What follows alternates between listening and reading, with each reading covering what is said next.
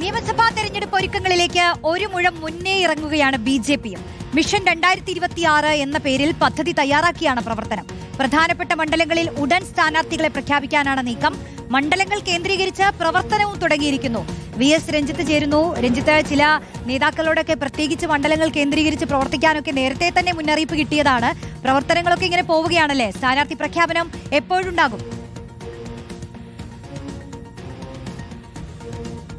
റോഷ്നി, ജനുവരി പകുതിയോടുകൂടി തന്നെ സ്ഥാനാർത്ഥിത്വവുമായി ബന്ധപ്പെട്ട തീരുമാനങ്ങളിലേക്ക് കടക്കും എന്നാണ് നമുക്ക് മനസ്സിലാക്കാൻ സാധിക്കുന്നത്. ബി.ജെ.പിയെ സംബന്ധിച്ച് അവർക്ക് കഴിഞ്ഞ തദ്ദേശ സ്വയംഭരണ തെരഞ്ഞെടുപ്പിൽ 9 സീറ്റുകളിൽ 40,000-ൽ പരം വോട്ടുകളുണ്ട്. ഈ സീറ്റുകൾ വലിയ തോതിൽ ശ്രദ്ധ പതിപ്പിച്ച് പ്രവർത്തിക്കാൻ തന്നെയാണ് ബി.ജെ.പി തീരുമാനിച്ചിരിക്കുന്നത്. 34 സീറ്റുകളാണ് അവർ എ ക്ലാസ് മണ്ഡലങ്ങളായി കണക്കാക്കുന്നത്.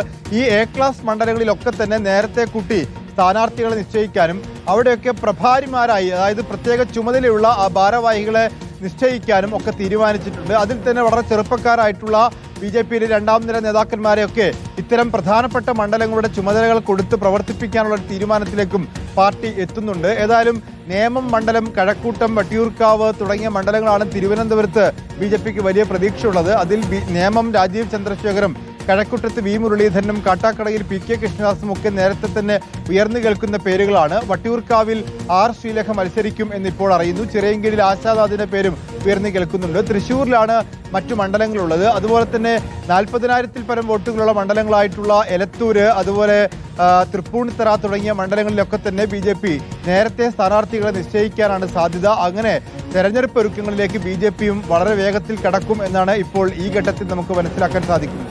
ശരി, വി.എസ്. രഞ്ജിത്താണ് വിശദാംശങ്ങൾ നൽകിയത്.